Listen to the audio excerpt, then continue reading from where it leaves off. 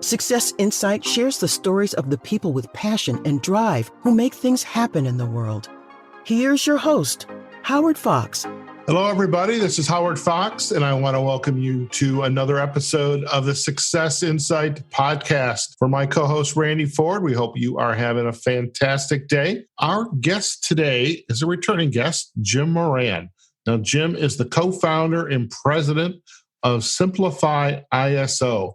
Jim and his team have been helping organizations simplify their quality management systems since 1992.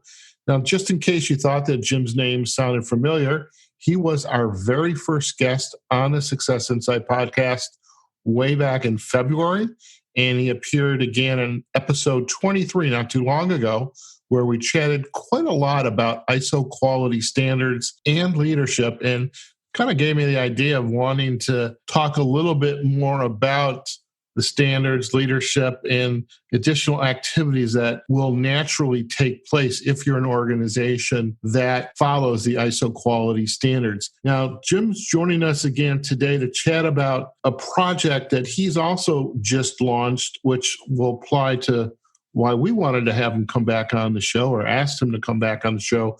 So, Jim Moran, welcome. It's always a pleasure to have you as a guest. It's great to be here, Howard, and thanks for taking the time and trouble to put this podcast together. I know it doesn't happen just at the snap of the fingers. There's a lot of work goes into these things.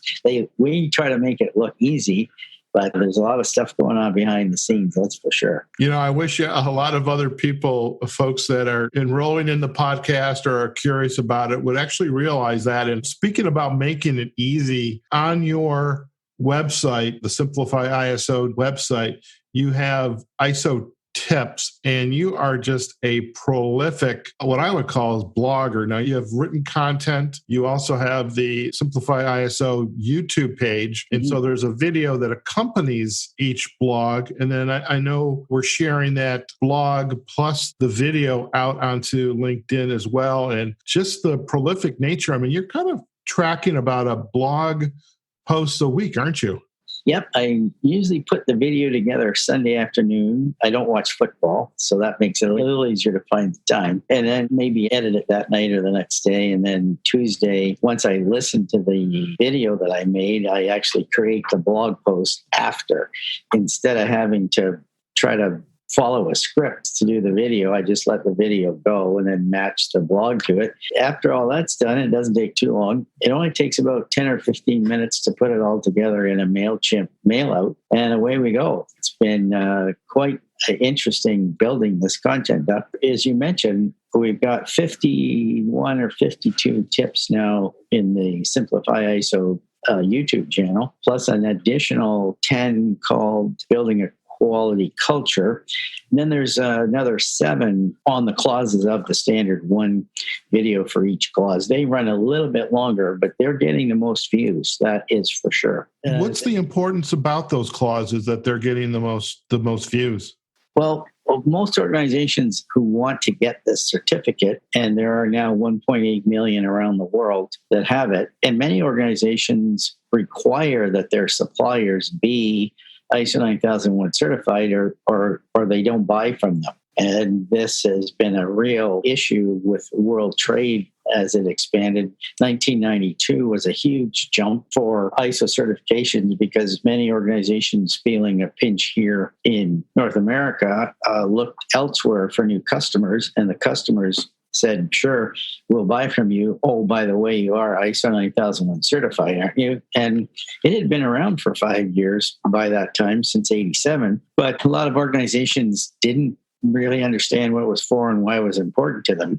So that was the first version, 1987. Second was 94. Then 2000, 2008. And then the latest one came out in 2015. And it's been steadily growing. I would say probably about 6% growth a year. Huge growth, much higher than 6% currently in China, because so many North American, even European companies are sourcing products in China. And the idea is that if they have an ISO 9001 certificate, there is at least some kind of management system in place. It doesn't necessarily guarantee a perfect product delivered on time, but it does guarantee that the company you're purchasing from will at least have some kind of corrective action methodology or procedure in place where if something does go wrong, they have a formal method, a formal process to correct the problem and do a cause analysis to try to make sure it doesn't happen again. So those are kind of the key things that people want out of an ISO certified company. And of course, every country in the world now, practically, I think it's up to about 172 countries, have what they would call registrars in those countries that go around to the companies who want to become ISO certified and do what's known as an audit. They do a certification audit, they do surveillance audits. And that's another thing some of the listeners may not realize is that when an organization puts up that banner, ISO 9001 certified, they're actually being audited by an external party every year. Every year. Yep, and some go 6 months, but the traditional model is every year. Now, the ISO system that you are marketing and you've developed for your clients, what is the problem that they're facing that makes your system attractive or a necessity, perhaps? Yeah, I love to think of it as a necessity, of course. But the three things that keep recurring in this world, in the world of ISO certification, are, first of all, document control. There are a number of documents that people put together to have that they call their management system. So there's like procedures, work instructions, charts, planning tools, different things like that. So that's one issue. They've got to manage all this stuff. Then the second one is that when they have a nonconformance, they are supposed to go through a number of steps and do an activity called close out the nonconformance. Jim, let me ask you a quick question. What is a nonconformance? What qualifies as a nonconformance? Excellent question, Howard. Thank you very much. The definition of a nonconformance is non-fulfillment of a requirement. So we decided to have this podcast today at 4:00. If I didn't show up till 4:20, that'd be a nonconformance. The agreement was you and I are going to have a podcast at 4:00. We had it in our procedures. Yes. And so you knew it, I knew it. So that's an important point. If ISO doesn't dictate what you have to do, but just dictate you're going to do something and you've documented what you're going to do. That's exactly correct. And this is true of all 17,000 ISO standards. It tells you what you need to do to get certified, but it never tells you how to do it. I often hear the statement, oh, well, we don't like doing it, but ISO says we have to. Well, no, it doesn't. People misinterpret their requirements quite often. In fact, the next point is maybe an example of that. With the first one we said was document control. The next one is this closing out of nonconformances. There are certain things that you have to demonstrate that you've done. For example, you have to demonstrate you contained the problem. You have to demonstrate that you figured out what caused the problem. You have to show what you did to correct the problem to keep it from recurring. And then you have to look at your risk management activities and ask the question, could we have anticipated this if we had done a better risk analysis? So, but how you do all those things doesn't really matter. It's just the case you have to have evidence that you did it. And that's usually in some kind of form. What our platform does is it gives a company an electronic form or an automated form to keep track of all this stuff so they don't have a bunch of paper around and file folders and books and all that kind of stuff. It's all right there. And they can get to it from their phone as well. Excellent. And the third one, so we've got document control, we've got closing out nonconformances that don't get done. The third one is missing internal audits. One of the requirements of the standard is that you audit your entire system once a year. And they don't say once a year in the standard, they say at regular intervals, but it's the registrar who requires that their clients do it at least once a year. So what happens is people run out of time. The auditor shows up and the audits aren't finished. So we've built in a schedule, we built in reminders, we've got forms in there that are really easy to fill out after the audit's finished. And we even supply, if someone wants it, a blank checklist form that they can use when they're out on the floor doing the audits. So I'm curious, with the with your solution or any other solution, it seems like there's the heart. You're adhering to ISO. You've made some commitments. Hopefully you're doing the work. You could do it manually, or you could automate it, which is the service, you and your team are providing.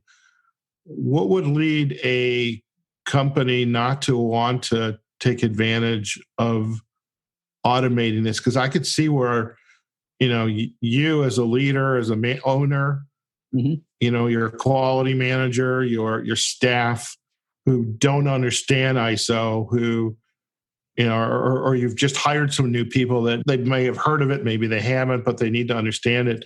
What would lead them not to want to invest, whatever that investment is, in some type of system to help control these three issues? Well, a lot of times the person who is making the decision on whether or not they'll invest in a platform like ours is not the person who's actually doing the work day to day. So once the day-to-day person shows the decision maker how much time this platform can save them, that sometimes helps swing the decision in our favor.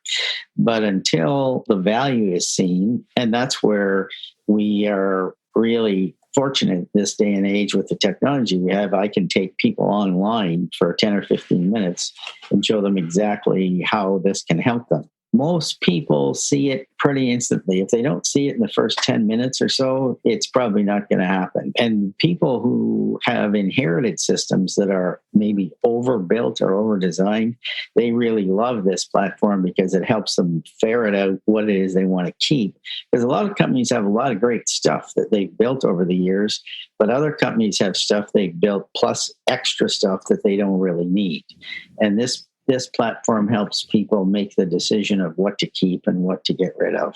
It also takes all the manual work out of things like maybe calibrating, keeping track of equipment you have to calibrate, keeping track of customer satisfaction reports, supplier evaluations, internal audits, and nonconformances, all that stuff. So it really makes life easier for the person or people who are actually looking after the system. And everybody can have access to it. If they have a phone or a tablet, PC, laptop, doesn't matter. Sure. They can get in there and they can either access something if they need to know how to do something, or they can file a report right from their phone. So I'm curious, whether we're in Europe, whether we're China, here in the US, I've got this system. And what happens with a new employees that are coming on board? Do they get sent away for training? Do they get a big binder? What happens to them? Or even perhaps they've been out of on the quality side for a while. Maybe they haven't had to deal with it. Now they're back in and need those kinds of refreshers. What happens to those individuals? How does the company ensure that there's a continuity taking place? Great question. Thanks. Most registrars have a 2-day course that they send their employees off to, and they get a generic overview of ISO, and they get a chance to discuss what's going on at their place with people from other places. That's one method. There are people like me that'll come into an organization and you wait till you have a bunch of people together and I'll train them all at once. And most registrars do that as well. And then there are online courses. And we actually just launched one 2 weeks ago. And I guess depending on when the viewer sees this, we launched one in the first part of September of 2019. And I walk people through the standards, starting with something they know, which is how the work flows through the organization. In ISO, it's Clause 8 called Operations. And then we build on that. We show them how what role resources play, and then how planning fits in, what leadership is supposed to be doing, measurements, how to take measurements of your system to see if it's working. Then we talk about improvement, and then finally finish up with sort of the whole picture in one big giant. It's kind of like a flow chart, really, is what we use. And the course runs about an hour and a half, not almost an hour and a half, an hour and 22 or 23 minutes. And has a 56-page workbook.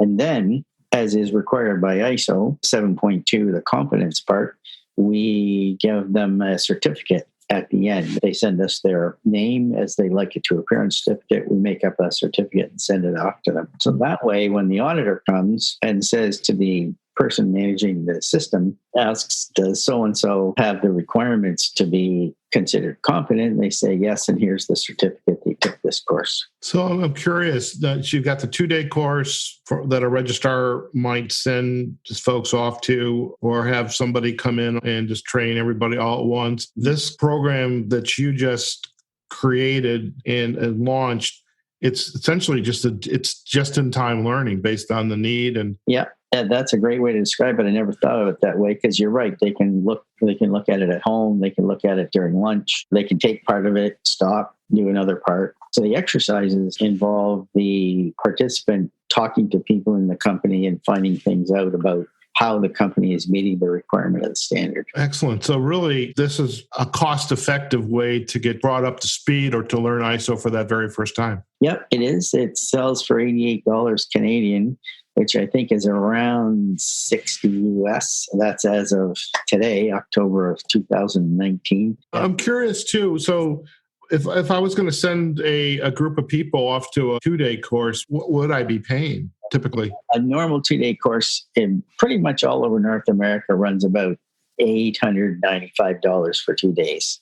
Some are $795, but most are $895. Then there's, of course, the travel and the hotel and all that other stuff too. Sure. And then bringing somebody like you in all at once, you've got your day rate. That would be a 2-day course as well? Oh, yeah. We do a 2-day course. One advantage of it is that for probably it'd work out to be about a quarter of the price of sending 4 people away to a course, and you could have a dozen people there. Right. It's really specific to the organization, and we can use examples right from their own world as opposed to sitting through a couple of days of generic examples. Although you do get to meet other people when you go away to a public course. So that's always an advantage. I mean, you get to meet other people, you start to network, which is incredibly important, and develop new relationships. Would an organization still continue to do this and supplement with the course that you've just launched, or would it be perhaps just a replacement from a budgetary standpoint? We know we need to invest. However, the costs are prohibitive, and so this is a great value for us. Well, it's a good question. We're certainly hoping that that's the way people would see it. I suspect it'll be most valuable if the person who's responsible for the management system, or the people who are responsible for the management system, the QMS, you might call it, quality management system, if they did the course with the new employee, that would be the ideal situation. They'd be able to talk about what they're doing in the course, and it would actually help the person delivering the course, the person responsible. It would help them explain how their company meets the requirement a little bit better than they wouldn't learn this at all by going to a public course. Sure.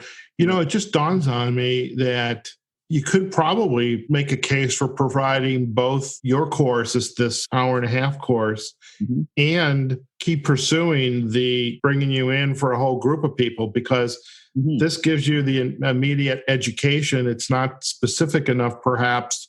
You are getting to some specificity because you're asking the individual who is learning this material to go off into the organization, ask questions, learn about the organization, the culture, the processes. But then you're going into an organization could be, let's talk about what you just learned. So maybe it's a 2-day course. Maybe it's a 1-day. They've already got the certification. So they've reached their goal. But now you're in some ways, here's what you learned. Now we're going to talk about what you learned. What questions do you have? How do we fully bring this home? That's a great model. I like that. Do you have that copyrighted, or can I use that idea? Jim, you've been such a gracious guest, and I know this is my gift to you. Well, thank you so much, Howard. That's the beauty, another beauty of this standard, since the how to do it is not specified anywhere or not prescribed anywhere. That's the beauty of this whole family of standards, is that you have to meet the requirement, but you do it your own way. You can imagine the difference between a 3 or 4 person personnel agency and a 4,000 person steel mill. They're going to do things quite differently. And it's surprising to me still, even after 27 years at this, I'm continually surprised at how well organizations can adapt this standard to help them run their business better. I guess that's really, from the quality perspective, that's really what it's all about. It's not about perfection in the product or service you deliver. It's how do you keep your customers happy? That's the first thing. How do you use the process approach? This is from Taiichi Ono, one of the builders of Toyota through the 50s, 60s, 70s, and 80s. His whole approach was the process approach. And then, of course, continual improvement. If you aren't getting better, it's going to seem to your customers like you're getting worse, even if you're staying the same. So those three principles, customer focus, process approach, continual improvement, they can help any business in the world. It's remarkable how many have applied it. Services, of course, they were huge in the 90s. Services were coming on board at twice the rate of manufacturers, but now it's probably about the same 50-50. Mm-hmm. It's such a great business model. And even for someone who thinks they may never get certified, if you had a look at the video, our training course, and then just use the standard as a guide for running your business, there'd still be lots of value there. True. It's a great way to see if there's something you could be doing to run your business better. That's as if a person had enough time to do that kind of planning and exploring. But for those that can, it can be a very good investment in time, that's for sure. Fantastic. Well, Jim, we really appreciate you taking time out of your day and to talk to us. Really want to thank you for taking time out of your busy day to chat with us some more about your work, ISO, this new course that you've designed. And we would love to give our guests the path to learn more about you and your work. So what's the best way to get to know you and your work? Well, you mentioned SimplifyISO.com. It's a website. There's the blogs that you mentioned, blog posts that are there under ISO tips. And then right beside it, there's a little tab called training. And you'll see the ISO Essentials training course right there. It takes you right to a page with a little bit of description. And that goes right to our store where it's for sale. And I think we have a special and introductory offer, don't we, Howard, through you? I think for our guests, I think you are offering 20% off through the end of October. So thank you. Yes. With the American Exchange, it's almost like we're paying them to take the course. There you go. We're going to get this course up to our podcast platform as quickly as possible. And we will certainly provide the links back to the SimplifyISO website, as well as to the YouTube site where your videos are living. And we'll provide a link directly back to the course page on the website, and we'll include the discount code that's going to be good through the end of October. Jim, it's, again, always a pleasure. I love chatting with you, and I feel like, I learned something new every time we have a conversation. So thank you and for the time and the great work that you're doing. Well, you're certainly welcome, Howard, and thanks for the opportunity of getting the message out to some more people through all the work that you do. Like I mentioned before, it looks so easy, but there's all kinds of stuff goes on behind the scenes that we both have to do to get our messages out to people. So thanks for all your efforts at your end as well. Our pleasure. Our pleasure. There you have it, folks. We've just been chatting with Jim Moran, co-founder and president of SimplifyISO. And always a pleasure to kind of hear about his work. I mean, it's just kind of fascinating. And his work touches so many industries and on a global scale. And in some ways, this type of work, while the work is complex, it keeps it under control because we keep our employees focusing on what's most important. And that's typically producing the product, selling the product, marketing the product, designing the product. And we don't want to waste their time. We don't want them chasing things they shouldn't have to chase. And we want to take the stress out of the work that they do. So it's timely still. So we'll provide the links back on our show notes to the website as well as to the YouTube channel and, of course, the course page, and we'll provide a discount as well. So for my co-host, Randy Ford, wherever you are, whatever you're doing, go out there and have a phenomenal day. We'll see you on the next episode of the SuccessInsight Podcast. Success Insight is a production of Fox Coaching and First Story Strategies. Find us online, SuccessInsightPodcast.com.